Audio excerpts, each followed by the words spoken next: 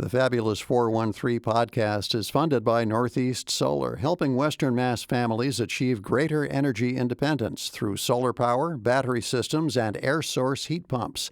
Northeast-solar.com. Welcome to the Fabulous 413. I'm Khalil Smith. And I'm Monty Belmonte. Later in the show, a new festival is born in Williamstown with Gina Coleman of Misty Blues and the upcoming Williamstown Blues and Roots Festival. Plus, Alsatian Gentiles at State Street for this week's Wine Thunderdome. Not to mention babies and how they come into the world. And how you can help more of them come into the world healthily and help their moms survive the process at a celebration tomorrow afternoon in Northampton. The Midwifery Exchange in Ghana, Inc. is a group of midwives, doctors, and physician assistants based in Ghana and the U.S. committed to improving maternal and newborn outcomes through interdisciplinary education. The organization has participated in successful trainings in the past and have been invited by the Ghanaian Ministry of Health to expand their efforts. This Saturday, August 1st, from 3 to 5, they'll host a fundraiser at First Churches in Northampton featuring Ghanaian street food and line dancing featuring the Starlets, all to raise money to continue their efforts. And with us to talk about that event and all that the Midwifery Exchange in Ghana does is Anastasia Hallisey. Anastasia currently works on the St. Francis OBGYN team after serving as a certified nurse midwife at Bay State Midwifery and Women's Health in Springfield. Since 2006, she was a team leader at Mason Square Health Center and provided full-scope midwifery care in inpatient and outpatient settings. Anastasia has also handled precepting response. Is that the right word? Mm-hmm. It's been a long time since my last baby was born. Precepting responsibilities for midwifery and medical students, but I will say, full disclosure, all of my babies were delivered by midwives at Bay State Franklin. That's great. Big fan of midwifery. Well, maybe we can start there because not everybody here knows that, for a long period of time, midwifery was illegal in Massachusetts. When my mom was training in midwifery in Dorchester from a pile of folks in the Nation of Islam, basically, it was super DL, her learning and her training. And she went to go get her nursing license afterwards because they were kind of cracking down on it in Dorchester. Well, I mean, the idea that you're a certified nurse midwife is maybe an attempt to try to bring it into line in some way. Exactly, yeah. But it was a little bit of a long time coming, midwifery gaining more legitimacy in Massachusetts and beyond. Talk about your journey to midwifery. I found midwifery through a book, an old book that was passed on to me while I was waiting tables at Fitzwillies in 1990. Wow. And at that point, I went, this is what I want to do with the rest of my life. So that's actually a very common story. Many of us found midwifery through what was the book? The book Spiritual Midwifery. Ina May Gaskin was, an important role in modern midwifery and certainly holds the heart of a lot of midwives. A lot of us found our way through her book. Were you ever a midwife without being a certified nurse midwife? Because, I mean, like we were talking about before, there are these perceptions that some people have that birth is a very medical procedure, and then there are other people on the other end of the spectrum that say, no, birth is the most natural thing. It's birth has been going on long before we actually had quote-unquote medicine. Yeah, so talk about your journey that way. Yeah, I definitely found birth work before I found my voice as a midwife. I was working in home births in Santa Fe, New Mexico and Albuquerque, New Mexico, and training with midwives there, and really found what a physiologic birth and the power in physiologic birth. And once you bring it into the hospital, things happen. You might have someone who's a little nasty. You might have someone and you get scared because you've never been in the space before. It's not your own personal cave the way that we're kind of physiologically meant to be giving birth. So it can feel, even just not feeling safe, even though the hospital is supposed to feel safe, many people don't feel safe there. Mm-hmm. And so that the anxiety, the hormones can stop the process. At home, often you don't have that, and you don't get to really see what birth can really be when you're exclusively in the hospital. That being said, I like my hours as a home birth midwife. Yeah. You're working all the time. And so I found my way to a balance of lifestyle and birth, and now I work very nice hours at St. Francis.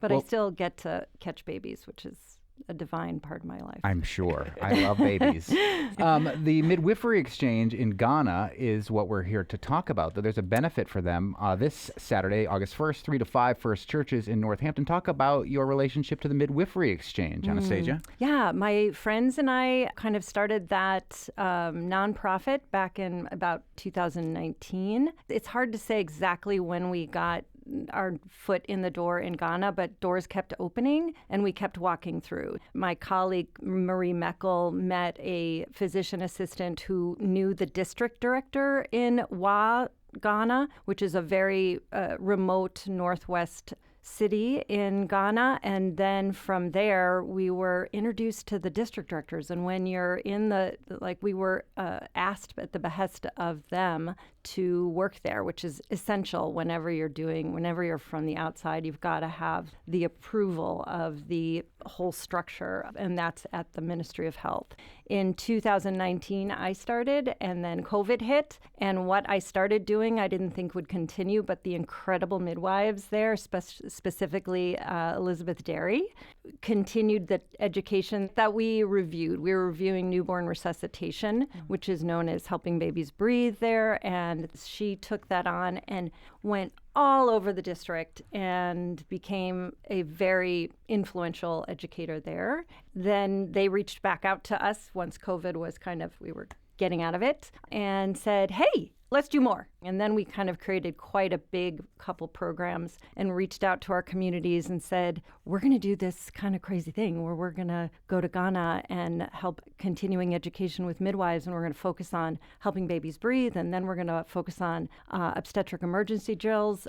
Do you want to support that? And a lot of people said yes. I'm curious about, especially because you used to work in Mason Square, some of the parallels and problems that you see in birth in Ghana and the U.S. Having babies is dangerous. It is a very natural thing, but it is also a very dangerous thing. And the U.S. has a surprisingly high maternal mortality rate. So talk about some of the issues you see on both sides of the Atlantic. Access to care, trust in the medical system. We see that in Ghana and we see that here. Women, the maternal mortality rate for white women in this country is about 18 out of 100,000. For black women, it's 3 times that. Wow. So it's like 45 out of 100,000. In Ghana, those numbers also kind of explode. We're talking about 2 to 300 per 100,000. And where we work up in the remote north, it's quite drastic up there. And a lot of it boils down to access and trust. Where a lot of women give birth, the women come in by foot. There's no roads. And so the midwives are working in environments up there that it's hard for me, certainly, to put my head around. When I went there, I am not an expert in working in these conditions, right? We are there to elevate the midwives to educate each other, and we provide a forum for that. But, they're providing care for women, and they have a bucket of water, and they don't have enough medicine because the woman, this also will sound familiar, but the woman's status in the village is not worthy of the elder's small amount of money to go to this lowly woman who might need that money to get an emergency services. So this woman is disposable. So these are themes that we deal with in the United States for sure. We're speaking with Anastasia Halsey, who is part of the Midwifery Exchange in Ghana, is a certified nurse midwife. So this benefit, this Saturday, the 1st, between 3 and 5 at First Churches in Northampton, it's got a lot of fun stuff that will be a part of it. Tell us who will be part of this fundraiser this weekend. Yes, we have the members of the Starlets. India is coming to lead line dancing. I mean, Ghanaian line dancing. How great. But there's a Ghanaian line dancing organization based here in Western Massachusetts? No, they have a dance troupe, and she knows Ghanaian line dancing, and she promised to keep it simple so we can all participate. Nice. It's a big thing in Ghana. Yeah. And then we have the lovely Miss Claudia, who is from Togo, and she is going to be providing kelewele. If you've ever had it, you'll remember it. And so we're going to have some plantains and incredible spices that you just pick up and eat. Lots of things in Ghana are like, there's a lot of finger food. Yeah. We'll be eating that with our fingers. And then we have some face painting. There's lousy, beautiful bags in Ghana and from the fabric. So we'll be selling our bags also to benefit the midwifery exchange. You said that there's an educational element to this. Is this to fund you and some of the other midwives from the States to go to Ghana, or how will this money be used? It depends on which project we're working on. So I spoke of the 2 conferences that we funded. Those were between $7,000 and $10,000 with equipment that each of the midwives could go home with. And so each of those conferences then provided the midwives not just the space, but also money themselves to get there and participate, and transportation and food and lodging. So that's kind of where that money goes. The past year, 2025, we worked on an online curriculum. We were given access to a very award-winning curriculum to manage perinatal repair after childbirth and how to assess, how severe of a laceration. Sorry, I know that's a little graphic. No, it's but, okay. What about childbirth isn't right, graphic? I know, it is. And it was great that they could gain access to this, but if you don't have Wi-Fi, if you don't have the data money that you need to pay for that time. So we were able to get some mobile Wi-Fi units. We were able to pay individual midwives for their data. And for many of them, it was their first experience of online learning. So that was an added benefit that we didn't hear. And we were able to provide funding for and access for 130 midwives. So it really went far. And then this year, for 2026 and 2027, we're focusing on obstetric emergency drills. Just like if you're putting on a play, you don't want to save the first time you run through the play is for the performance. Mm-hmm. So it's the same thing in emergencies everywhere in medicine, many areas of medicine, but obstetrics for sure. The Ghanaian Midwifery Exchange, you're part of it, Anastasia, but tell us who else is a part of it from here? Are they from here locally? Are they from all over this country and then are associated with Ghana? So first, my friend Marie Meckel, who's a physician assistant, said, you've got to do this. You're going to do great up in WA. Bring a midwife up there and go do Helping Babies Breathe. And that's what we did the first time. But the second time when they asked me to come back and see what else we can do, I was like, okay, put a pin in that. I have a couple phone calls to make. And I called Carly Detterman, my ride or die friend, and she said, sure, I'll go do that with you. And so with Carly at my side, I was like, okay, we can do this. And so Carly Detterman is also a midwife at Bay State. We have so many people. We've got a team in Frank Jackson, Dr. Frank Jackson, who's now at Boston Medical, Dooney Alawadundi, and Matt Blitz from Northwell in Long Island. It was because of them and their research team that we were able to get funding from Laerdal to do our big push for this November. So we have a lot of hands in many different ways. It's the midwifery exchange. Does this exchange work both ways? Do the Ghanaian midwives get to come here too to learn more and exchange knowledge with folks stateside? It was one of our dreams. We work with midwives whose skills are quite beyond ours, especially when it comes to, like, for example, breech deliveries. And of course, it's not ideal to be at a medical center just learning that the baby's breached the last minute and you're managing it. I'm not trying to paint a rosy picture at all for how they got their skills, but I had a dream that we could have some of those midwives, especially Miss Derry, come and teach our providers how to do, and at the very least, our midwives how to deliver breech births safely. It really didn't work out, and I think where our resources, we work on our pockets are small, as my friends say. The resources to bring her here was just not quite worth it. Like, she needs a new motorbike more than she needs to come over here. So that's just where we put our resources. Talk about what midwives do post-birth, because it's not as if a midwife's job ends when the baby is suddenly outside of its mother's body. My favorite time is when the baby is squishy and wet and mom has just battled the biggest battle, and we can put that baby right on her chest, and that cord stays intact. And babies have a few seconds to a few minutes to get going and to kind of open their eyes and look around, and we call that the golden hour, and we want to keep that cord attached as long as possible while it's bringing oxygenated blood in. That is a really magical time, and I don't ever get tired of seeing that. Did you get to catch babies in Ghana as well as the babies that you get to catch here stateside? I can.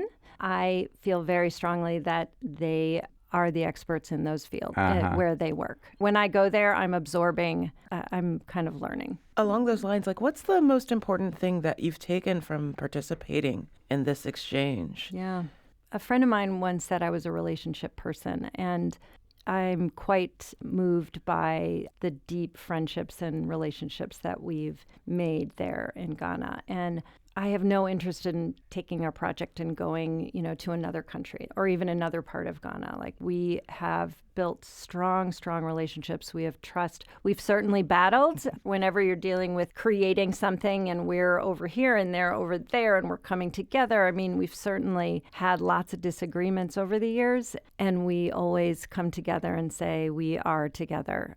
It's the Midwifery Exchange in Ghana, Inc., and we have been joined by Anastasia Halasi, who is a certified nurse midwife and who's part of this Midwifery Exchange in Ghana, and who will host a fundraiser this Saturday, August 1st, 3 to 5, First Churches in Northampton, Ghanaian street food, Ghanaian line dancing with the starlets, and all to benefit this incredible organization that has some roots here in Western Massachusetts. Thanks for telling us your story. Thank you so much for having me. This is a treat. And we'll link to the webpage for the Midwifery Exchange in Ghana in today's show notes so you can see and support their ongoing classes, knowledge base, and events like they'll have tomorrow. Berkshire-based Blues is coming up with Gina Coleman and the launch of the brand new Williamstown Blues and Roots Festival happening on Saturday, August 15th. We'll also let you know where you can see her band Misty Blues tonight. But first, a time-honored agricultural product in our glasses, tempered by opinion, in a wine Thunderdome at State Street. You're listening to the Fabulous 413 on 88.5 NEPM. The Fabulous 413 podcast is funded by the UMass 5 College Credit Union, dedicated to creating access to financial well-being for local people, businesses, and communities. Insured by NCUA, umass5.coop. The Fabulous 413 podcast is funded by Visiting Angels West Springfield, providing home care for seniors and veterans in Hampden County, including Angel Care, short-term post-surgery support for seniors and their loved ones. visitingangels.com/West Springfield. We are in the Wine Bunker, deep below State Street Fruit Store, Deli Wines and Spirits, the birthplace of the Wine Thunderdome with the Wine Sun and the Yankee Sippa. Today we're going to try some Alsace wines. Nice. Yeah, very exciting. Who's Alsace? You know, that stretch of land between France and Germany. It's gone back and forth a few times over the last couple centuries. It's like the pickleball of Western Europe. Yeah, I mean, Strasbourg is right on the border. It's like a 4-mile walk across the bridge to... It's all German architecture, and since World War II, it's been all French sensibility with the wine. It's a winning combination, maybe not geopolitically, but for wine, for sure. Yeah, it's interesting, too, because we're going to do a genre of wine called gentil, which is French, obviously, meaning gentle, but also can mean... Gentiles. Only Gentiles can drink. Oh, well, look where we are. That's just work out just fine. I think it's both plays on words, right? Yeah. It's gentil as in the noble grape varieties of the area, but also I think directly translates as good-natured. And in German, I think it's Lieben or Lieb, which is love or kindness. I thought Leben was life. Same I thing. learned that from, Yeah, remember Wolfenstein? so. Every time you killed the Nazis in that game, they'd say, Mein Leben! Mein Leben! And then when you killed Hitler, he'd say, Eva, auf Wiedersehen. Eva, auf Wiedersehen. It was a good feeling every time. Serious? Monty Belmonte, killing Nazis since 1992. What's the first wine we're going to try? That is a great question. One of those labels definitely looks like it belongs to an older vineyard, like a more storied vineyard. And one of them looks more contemporary. So one of the labels is definitely like the juggernaut of Alsace. Same winemaking family since 1634. Someone named Hugel is still making wine, 12th generation maybe. A lot of the wine rules and the AOC rules of Alsace are from this family. And the style of Gentil was sort of created, it was an elevated version of Edelzwicke, which was the sort of more common name of it. In the early 20s, when they were just dividing up lots of sort of things in Germany, they created an elevated version, basically an AOC. I love her. Yeah, I know. She's great. She might run for president. I don't think so. I don't think so. Anyway, so what I love about this, though, is that we basically have this old juggernaut who created this style, gave it legitimacy, wrote mostly the wine laws in all of this region, and then you have like a newcomer coming in from Burgundy who's like, I'm also going to make this kind of wine. You have a female winemaker versus like 12 generations of Hugel guys. I was introduced to the concept of Gentil as a white table blend that the producers of wine in that region would basically drink themselves. It's a field blend, so nowadays it helps show that multiple grapes can do well on the same parcels. The terroir is very distinct in this area, but it was something that they just kind of had for themselves. That was Edelzwicke. Part of the reason it was held back just for the families is because they didn't have any actual rules or ways to set it up. But over the last 20 years in particular, but the last 100 or so years, it's slowly becoming a category of wine that is widely enjoyed and widely exported. You said it's a field blend, which usually means more than one grape. Do we know which grapes? It has to be several varieties of grapes have to be included. The Hugel version has 6 grapes in it, and the Sophie Schall version has 3 grapes in it. I think they have to be at least 40 or 50% of the noble grapes of Alsace. The other percentages can be like Sylvaner or Chasselet. The difference between Edelzwicke and that is that the wines have to be identified separately and then they're blended. That's a very strict rule with Gentil. It looks like we're going with the 12th generation, old school, several hundred-year-old rule-making Hugel first. I'm going to start here, not because it's absolutely the right way to go, but I am just going to default to the vintage rule. So this is a 24 and the other one's a 25. Sometimes people think that's the best way to drink the oldest one first. I already know how much I love this wine. I've probably skipped a vintage or two, but I've had this wine probably every vintage since 2010 or so. Even though they may have different percentages, the flavor profile is so purely Alsace. I could probably blind test this wine and be like, this is Gentil Hugel. Like, I've had it so many times. To me, Alsace is like bracing acidity, feels clean and crisp. I get some beautiful apricot and peach notes in this. Definitely apricot. Americans especially love to drink their white wine so cold, and it's such a shame. Give it a little bit of warmth, and you can really actually feel like you're drinking wine and not porch pounding, as they say. Worst term ever. Just for the record, the cépage here is Gewürztraminer,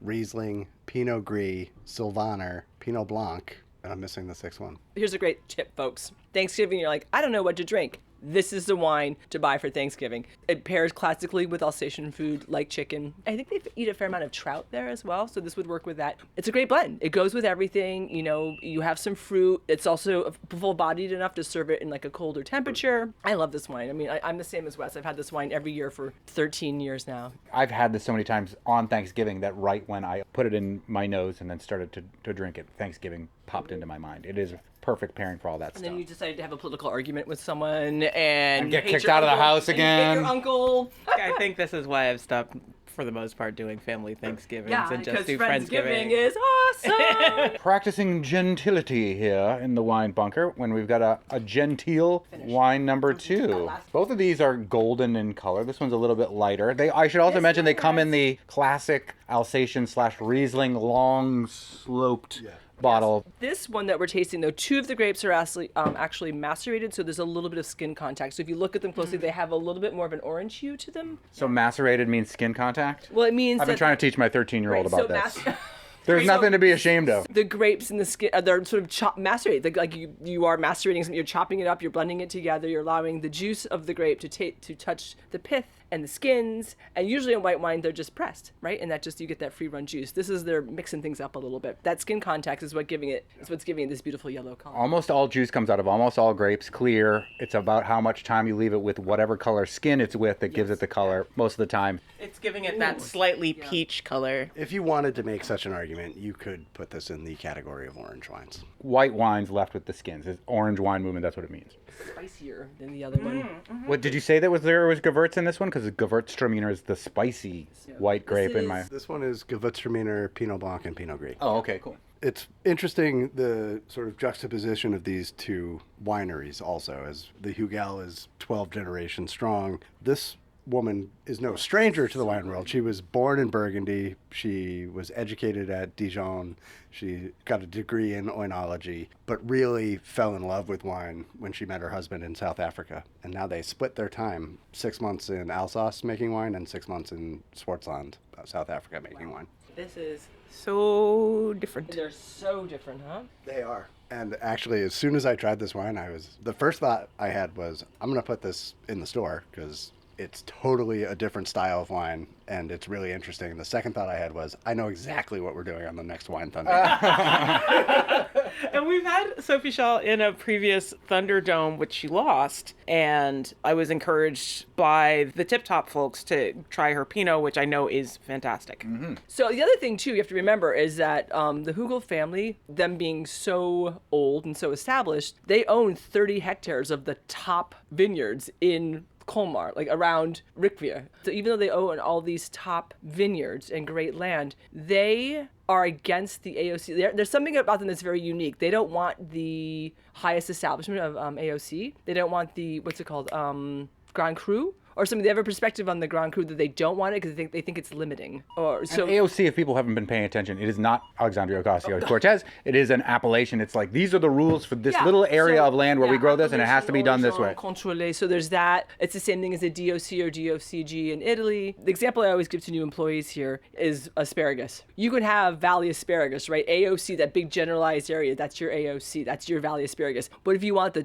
premier cru of asparagus, you're probably going to go to Hadley or Whately or Sunderland. Those are your little pockets of very specific. And then if you want the premier cru, so then you're going to go to Hadley. Like that's your top of the line asparagus. So they're all AOCs. They're different things that epitomize the style. All right, back to the Hugel. I'm doing Kugels as I'm drinking my Hugel. Oh my God. It's good for you. Kugels? Like the pastry? Like the... No, I that don't what think he means the pastry. No. Isn't that what they call it? We're helping our pelvic floor with these wines. As I speak. All right, 12 generations. Let's see what you got again. NPM was G-rated. Who says? Mostly. Look at all the depressing news that NPR airs all the time. That's not G-rated. It's not NPR's fault. It's the world's fault. Thanks, the world, from GBH on the world. Okay, No, now not that I'm getting part, more really. acid from the Yeah, second same. round. The fruit is less pronounced to me right now, and I don't know if it's because the fruit is so prominent in the other wine. This feels a little bit more restrained, and it also feels a little more stodgy. The first time around, it doesn't feel restrained at all, right? Right. But now this feels a No, little... and then we let this woman in, and all of a sudden this herky seems jerky, real sticky. women making waves. There's something, and I can't believe I'm even saying this, not as intriguing to me as the younger or the newer winemaker. And I hate saying this because I love this wine so much. This wine is delicious, and please don't think I'm not saying it's delicious and consistent and gorgeous. And there wouldn't be this other winemaker had it not been for this family making all the rules that everyone else had to follow. But apparently the Hugel house in Rikvier, which is in the Colmar region, is literally the same yellow. It's like a medieval building. It's painted, I think it's like this yellow of the label and like a timber frame building, and it looks stunning. So Looks like the Von Trapps are going to try to escape to there. Family Von Trapp. They're gone. Mein Leben! Yeah. There's a note that I got from this the first time that I waited until second pass to see if it was still there. It's birch bark. Huh. Oh. So you feel like a little root beery almost Yeah, nature? like there's an anisey thing happening in both of them. It's not aniseed, it's not that intense. It's something that's woody and has like that slightly licoricey, almost sarsaparilla. Like if you not birch beer, but if No. you go find birch bark and you touch it, it smells like licorice. It's birch bark. yeah. Gewürztraminer, right? Yeah. Gewürz, spice. Yeah. Here are the rules. Okay, so we went back. Here are the rules. Gentile requires a minimum of 50% noble grapes and separate vinification for each component. The noble grapes they're allowed to use, they have to be at least 50% Riesling, Muscat, Pinot Gris, or Gewürztraminer. That was what I was Yeah. missing. Muscat. Muskrat. And then the other one is, so Edelzwicke. Edel is noble or royal.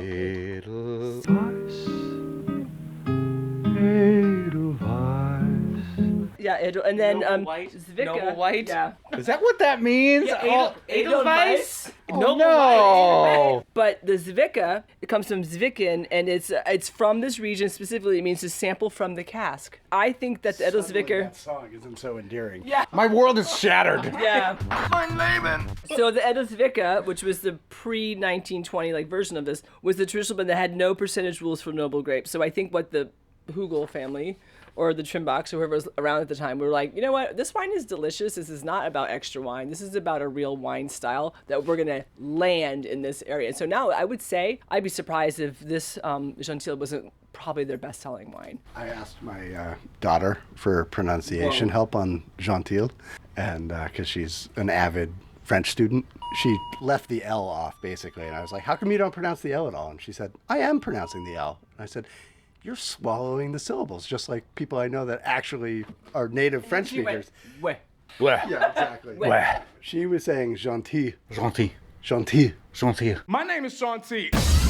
Focus. Don't you hear the L? Where the L's almost like appear. Can you hear the L? Right. like I'm saying that over and over again. Because in the south of France, they say they're stupid S's, and so you're like, you know what, whatever. I just was in Spain trying to change my Spanish accent to be Spanish-speaking Spanish accent, and as opposed to Puerto Rican Spanish, where you drop all the S's at the end of most of the words and stuff. Or Cuban Spanish. Cuban Spanish is the closest to Castilian Spanish. So what I love about this, so I learned Spanish in Mexico, so you're like, ¿Cómo estás? And then you go to Puerto Rico, they're like, ¿Cómo está? ¿Cómo está? ¿Cómo estamos? Yeah. And then in Cuba, they're like, ¿Cómo tú estás? Then you're like, I'm talking to a machine gun, a Spanish machine gun. What is happening? Whenever I listen to Bad Bunny, I'm like, I should be able to understand a lot of this, but I don't. Ay, Titi me preguntó si tengo muchas novias. What's the name of the second one again? Sophie Schall. And this has that anisey thing that I picked up from the Hugel, but it's tarragon. Oh, that's Oh a yeah, great call. totally. That's It's the tarragon, spice. not you a can- hard anise. Because you can pick up tarragon sometimes. Tarragon? No, it's a dill. It's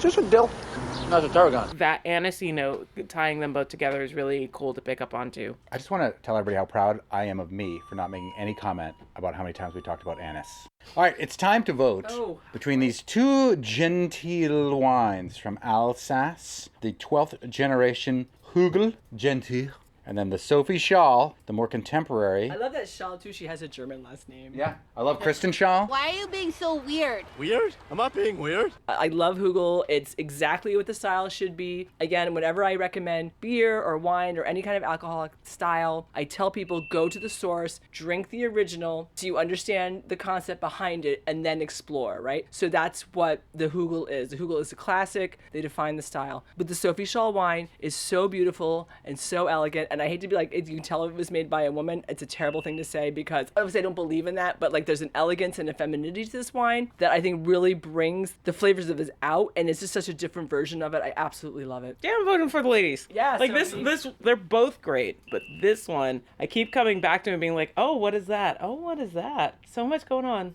I almost wanted to recuse myself from this vote, but I am just going to have to suck it up and go with my gut today, and it is the Sophie Schall. I agree. Yeah. It's unanimous, and not just because I don't want to get in trouble, but it is much You guys more are kind of nuanced. honorary sisters anyway, so Yeah, I want to clear my female winemaker note. I feel the same way about any kind of winemaker. I'm not going to love your wine just because you're a woman. Yeah. I'm not going to love your wine just because you're a person of color.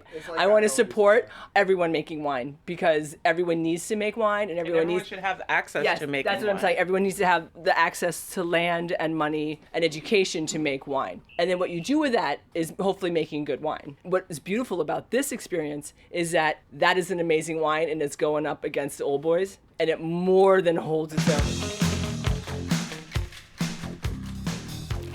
And now we'll celebrate the sounds of the blues in its many forms with Gina Coleman of Misty Blues for Live Music Friday and learn more about the upcoming Williamstown Blues and Roots Festival she's organizing to bring more of that music to our area. You're listening to the Fabulous 413 on 88.5 NEPM. The Fabulous 413 podcast is funded by CISA, community involved in sustaining agriculture, offering a searchable online guide to local food and farms. More information at buylocalfood.org. The Fabulous 413 podcast is funded by GZA Geoenvironmental, an employee-owned environmental consulting firm in Springfield and Syracuse, hiring entry-level to project managers in ecological and civil engineering to share in GZA's future. GZA.com. Welcome back to the Fabulous 413. It's Live Music Friday. The first ever Williamstown Blues and Roots Festival is singer-songwriter band leader Gina Coleman's passion project to bring a full day of blues and American roots music to northern Berkshire County. The festival will be held on the varied stages in the 62 Center for Theater and Dance on the Williams College campus. Aside from the 10 musical acts, food and beverage vendors and other artisans, attendees are encouraged to make it a weekend to explore the bucolic delights of the Purple Valley. International Blues Challenge finalist Misty Blues is fronted by lead singer band founder Gina Coleman. The band is based out of Berkshire County, playing original and traditional blues with hints of jazz, soul, funk, and tent revival gospel. In the summer of 1999, Gina Coleman was performing in the Williamstown Theater Festival production of A Raisin in the Sun. That production featured the acting of Ruben Santiago Hudson and Viola Davis, amongst others. Gina Coleman was cast as a gospel singer. Nearing the end of the show's run, Ruben Santiago Hudson gave Coleman a CD collection entitled Men Are Like Streetcars. He told her that her voice was perfectly suited for the blues and urged her to take the next musical step. Coleman heeded his advice, and after a quarter of a century, Misty Blues has stood the test of time. The band has recorded with Eric Gales, Charles Neville, and Joe Louis Walker, and opened for contemporary blues artists like Mike Cito, Albert Castiglia, Tab Benoit, James Montgomery, Roomful of Blues, Albert Cummings, and more. In 2024, the band had a song selected for use in a U.S. presidential campaign ad. Do I want to ask who it was for? I don't think we have to. I don't think And the first Williamstown Blues and Roots Festival will come to Williams College Saturday, August 15th. We welcome back for Live Music Friday from Misty Blues, Gina Coleman, and drummer Rob Tatton on guitar. Thank you so much, Rob, for pinch hitting in this way. Let's hear a song. All right.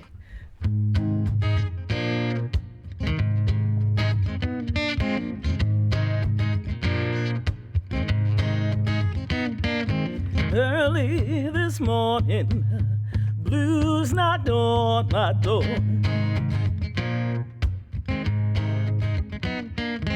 Early this morning, blues knocked on my door. Said I'm here to stay, ain't gonna leave no more.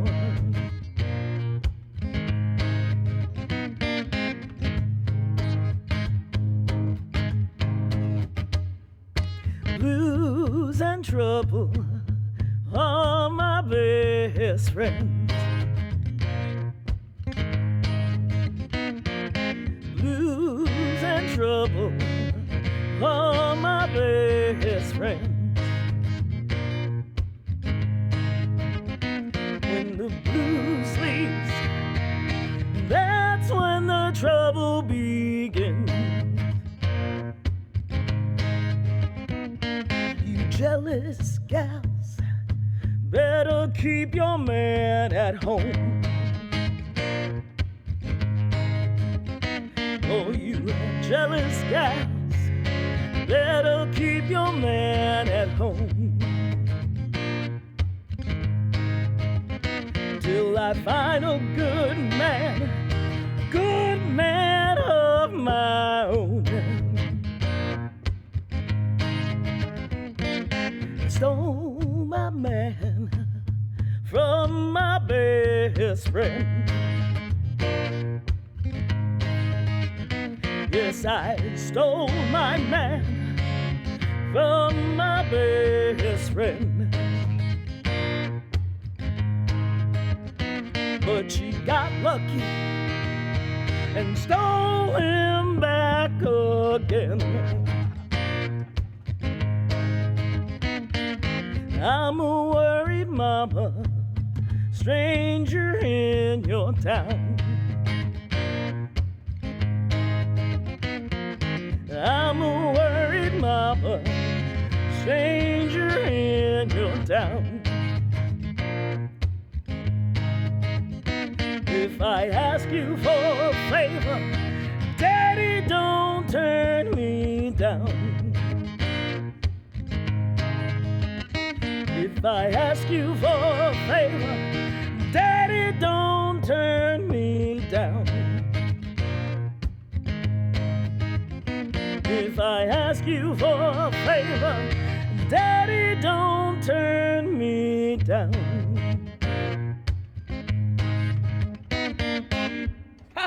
Yeah. Woo, I love that one. That is Gina Coleman and Rob Tatton from Misty Blues, who are behind this first ever Williamstown Blues and Roots Festival coming to Williams College on Saturday, August 15th. Why'd you want to start a festival?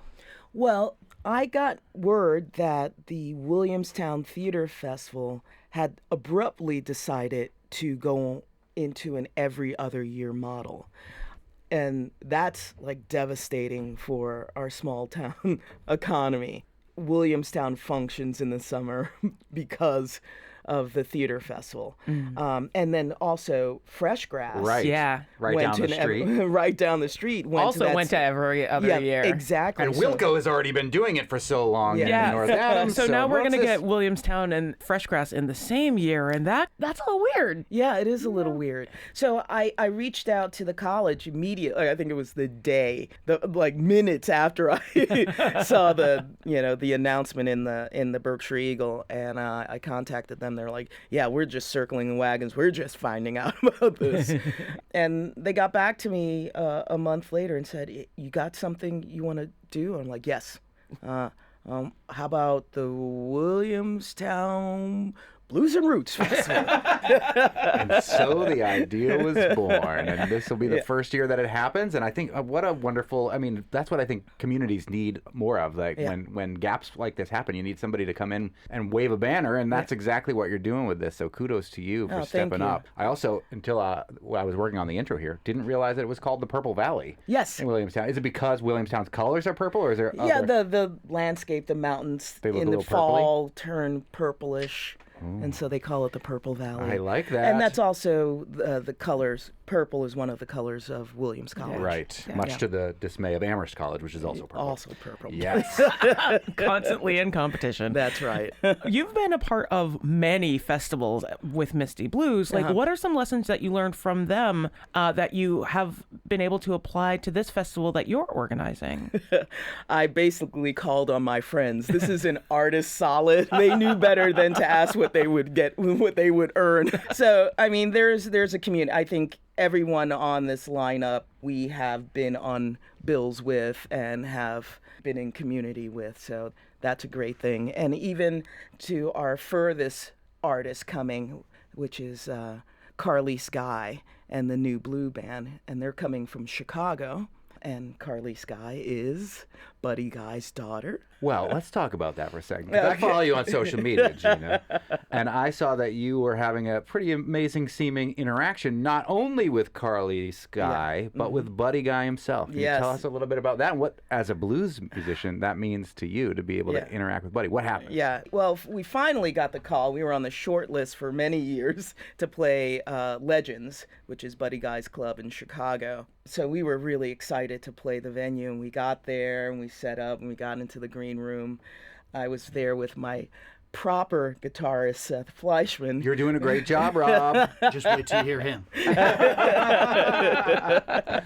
But everyone else in the band had run off to do some exploring while we had a decent amount of wait time. And Carlise came into the green room, and she's like, "Hey, just kind of heads up, my dad's coming tonight, and he more than likely will want to sit in with you guys." Who says no to that? No one says no to that. No. And so then at that point, I'm like, "Gina, keep cool. Do not scream like a schoolgirl right now, fall out." And Seth is very stoic. And he's facing me. I'm facing the other way. I'm facing Carlise. And you can see his eyebrows go up. And I'm like, "Keep cool.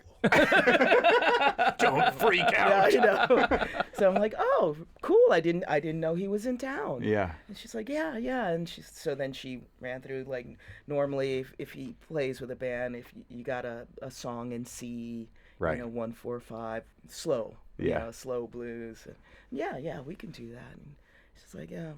Generally the audience doesn't let them off the hook with just one song. So do you know Hoochie Coochie Man in A? I'm like, well, we don't play it, but we definitely know it. And then Seth just starts plunking it on the guitar. She's like, oh, yeah, you got that. And so we waited for her to walk down the steps from the green room and close the door. As soon as that door closed, we were like, ah! So then I text the guys. I'm like, get back here immediately. And the guys had found the oldest bar. I believe so, yeah. Yeah, it was the oldest bar in Chicago. They had just ordered a round of drinks. Uh-oh. I'm like, drink them up quick and get here. So as soon as they got into the green room, I'm like, close the door behind you. I told them, and everyone just freaked out. And so did he end up playing 2 songs with you? Yeah, he did. And how did that feel on stage? It's Rob? terrifying. Terrifying and amazing? Or? Amazing, yeah. That's the answer I was expecting. I was like, oh no, please don't mess this up. You just can't don't screw forget. up in front of Buddy, yeah. Yep. No. And he was on, each song was like 20 minutes. It was he a just long time. vamped. Yeah. You know, he was just riffing, and his voice, he sang. He didn't play guitar with us, but his voice is so strong. Interestingly, Buddy Guy didn't vamp during Sinners. He's one of the few. Well, he can't. He was not a vampire. See? Spoiler! Sinner spoiler! I was upstaged by Buddy Guy one time at a Borders in Boston where I was like a radio performance and I was supposed to introduce him. He just walked out from behind the curtain and I was like, there's no point in introducing him anymore. Buddy Guy is here. I'm just leaving. And he was a delight and amazing. And so I'm so glad you got to have that experience. And who knows who will show up magically at the first ever Williamstown Blues and Roots Festival. I mean, on we Saturday, sort of know August we have a list here. 15th. Yes, we do. But we know that Buddy Guy's daughter will be there, Yes. Carlise Guy, and the New Blue Band, as well as your son, Diego Mung Band, as well as the Coleman Mung Project. Is that you and him, but not Misty Blues? Yeah, actually, technically, Misty Blues is not playing. Although it's the first one on the list. Well, name recognition. Okay. But the Coleman Mung Band is a mega band. It is a combination of the Diego Mung Band and Misty Blues. Love it. It is like the Noah's Ark of bands. So you have 2 drummers, 2 guitarists, 2 lead singers, myself and Chantel McCullough, who's the lead singer of the Diego Mung Blues Band, 2 key players. The only single entity is the bassist. That's ironic. Yeah. Nobody wants that. Nobody wants 2 bassists. Well, should we hear another song? Please, let's. From our friends from Misty Blues, Gina Coleman and Rob Tatton, who are part of this first ever Williamstown Blues and Roots Festival happening at Williams College on Saturday, August 15th.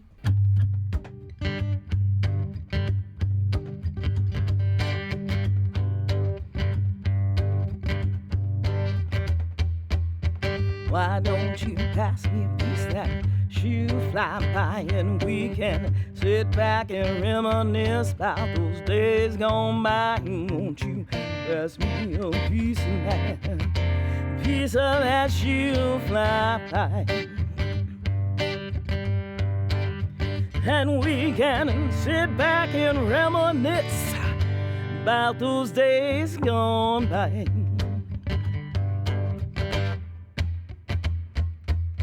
Why don't you pour me a taste from that backwoods still, made from that recipe Pappy left in his will? Why don't you pour me a taste from that backwoods still,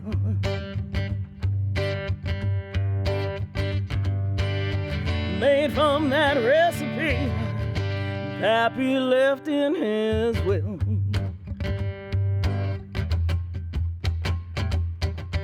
Why don't you give me a ride in old Granddad's whip, one with that crank start nearly broke your hip? Why don't you give me a ride in old Granddaddy's whip?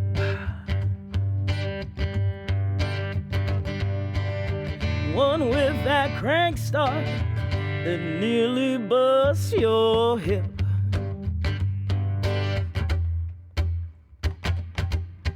I love to play dress up in great-grandma's store.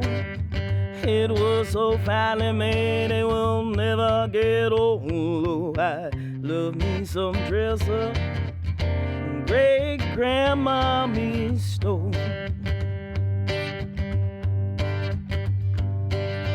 It was so finely made it will never get old.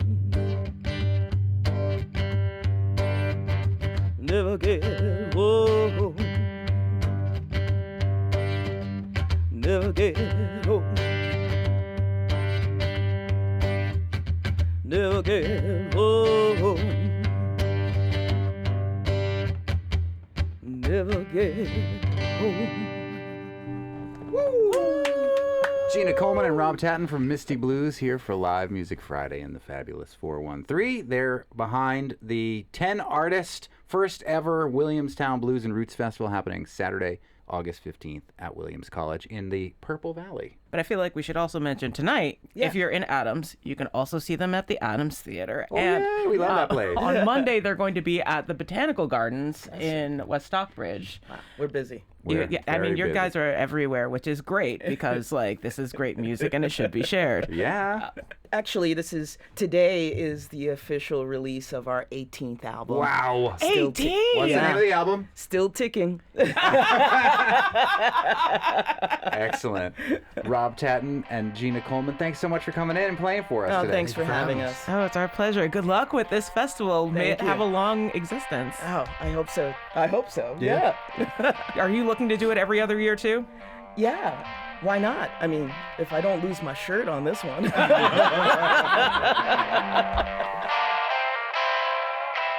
The every other year model is understandable. Yeah, and yeah, absolutely. And honestly, like, I feel more manageable, especially if you're starting a festival. But it leaves a hole in my heart. But, like... When Wilco did it, so Wilco did Solid Sound in 2010 and then 2011. Yes, and then which they were is like, how we're they going ended to up on the take odd years. a year off and going to do it.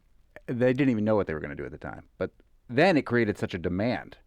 So when they came back that next year, they sold out like in advance. So there's this supply and demand type element to it, and also from an administrative standpoint, it's a lot easier. Administrative from a fan standpoint, you miss it the year that it's off. Is the only part I am genuinely thinking about, especially having worked for a place that did try to start a festival and tried to do it 2 years in a row, and it broke us. Like, it was really hard. Yeah. And I'd suggested, like, maybe we do this every other year just because of workflow, and I was not listened to. Maybe I'll take the Food Bank March off every other year. No, you already set a precedent. Stunned silence. You already set a precedent where, like, they're already trying to get you to march further. So, like... And you said yes. I know. Next week on the Fabulous... Isn't like we tried to stop you. It's true. Next week on the Fabulous 413, we're going to hang out with babies and literature at High Five Books in Florence, and we'll find out all about the Pioneer Valley Book Crawl, which I won't be walking all over. No. We will drive to the various bookstores to get ourselves more literature. Plus, speaking of that literature, we will dig into the pages of a super in-depth biography of Bruce Lee with author Jeff Chang, who will be in conversation about that book, Water Mirror Echo, at the Mount on August 3rd and 4th. I'm very excited about that. It's so good. I'm a huge Bruce Lee fan. Plus, next week we'll be at Tanglewood on Parade, broadcasting from the grounds there on the Stockbridge-Lenox line. With a bunch of the folks that will be performing and part of those incredible celebrations that happen every year. Year in and year out. I'm Monty Belmonte. I'm Khalees Smith. We will talk to you tomorrow. Not tomorrow. Well, kind of. Fabulous 413 weekend. It's not the same. We'll see you on Monday. Have a good weekend, everybody.